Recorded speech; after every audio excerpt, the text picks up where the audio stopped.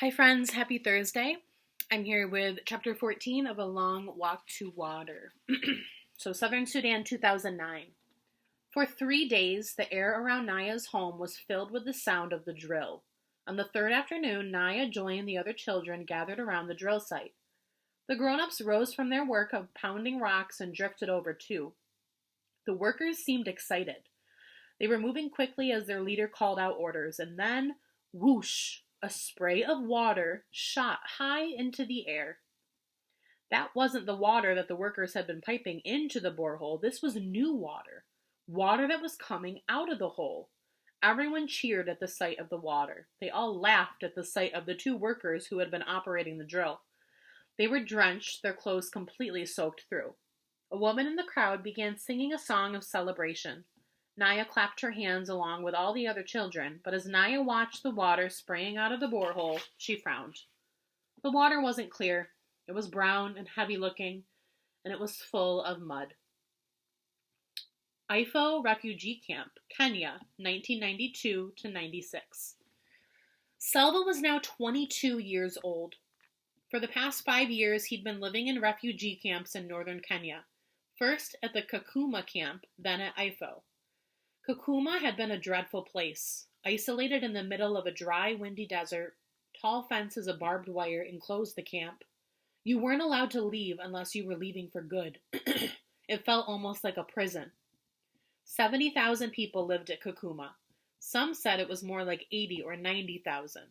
There were families who'd managed to escape together, but again, as in Ethiopia, most of the refugees were orphan boys and young men.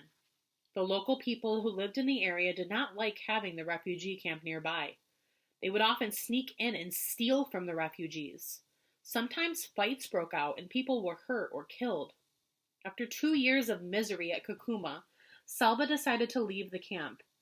He'd heard of another refugee camp far to the south and east where he'd hoped things would be better.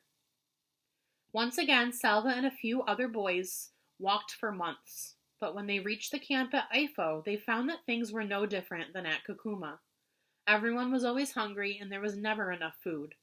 Many were sick or had gotten injured during the long, terrible journeys to reach the camp. The few medical volunteers could not care for everyone who needed help. Salva felt fortunate that at least he was in good health. He wanted desperately to work, to make a little money that he could use to buy extra food. He even dreamed of saving some money so that one day he could leave the camp and continue his education somehow. But there was no work. There was nothing to do but wait. Wait for the next meal, for news of the world outside the camp. The days were long and empty. They stretched into weeks, then months, then years. It was hard to keep hope alive when there was so little to feed it. Michael was an aid worker from a country called Ireland. Salva had met a lot of aid workers. They came and went, staying at the camp for several weeks, or at most, a few months. The aid workers came from many different countries, but they usually spoke English to each other. Few of the refugees spoke English, so communication with the aid workers was often difficult. But after many years in the camps, Salva could understand a little English. He even tried to speak it once in a while, and Michael almost always seemed to understand what Salva was saying. One day after the morning meal, Michael spoke to Salva. "You seem interested in learning English," he said. "How'd you like to learn to read?"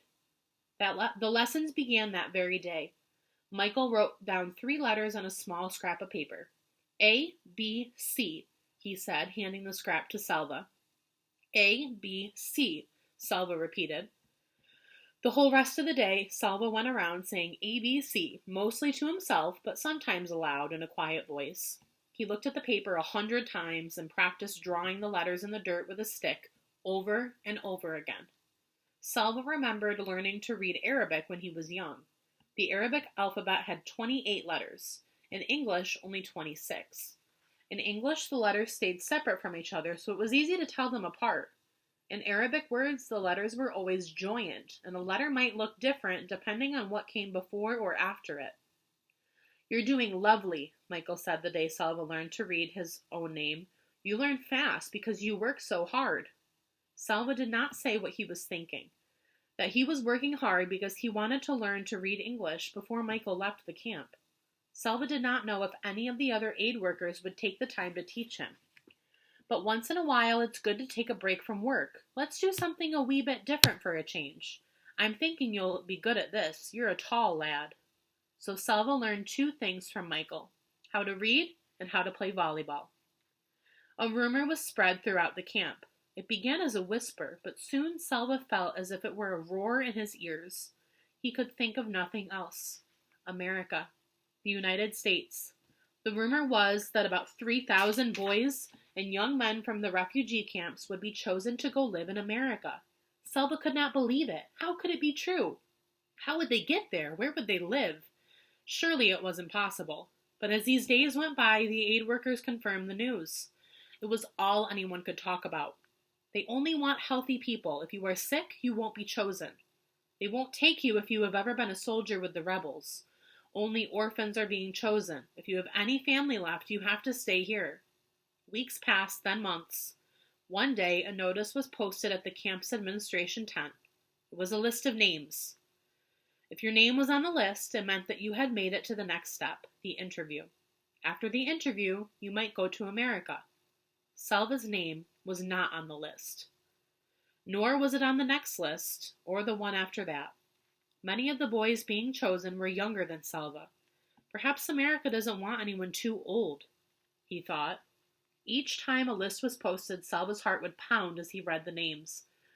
He tried not to lose hope. At the same time, he tried not to hope too much.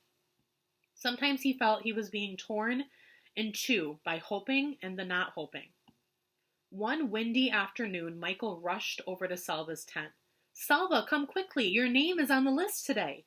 Selva leapt to his feet and was running even before his friend had finished speaking. When he drew near the administration tent, he slowed down and tried to catch his breath. He might be wrong. It might be another person named Selva. I won't look too soon. From far away, I see a name that looks like mine, and I need to be sure. Selva shouldered his way through the crowd until he was standing in front of the list. He raised his head slowly and began reading through the names. There it was. Selva Dutt, Rochester, New York. Selva was going to New York. He was going to America. Sorry, guys. Got me a little emotional. All right. I would like to know, why do you think he was trying not to be too hopeful? So he was saying how he wanted to keep his hope, but he didn't want to be too hopeful. Why do you think he said that? I hope you guys have a wonderful night, and we will see you tomorrow. Goodbye, Adams.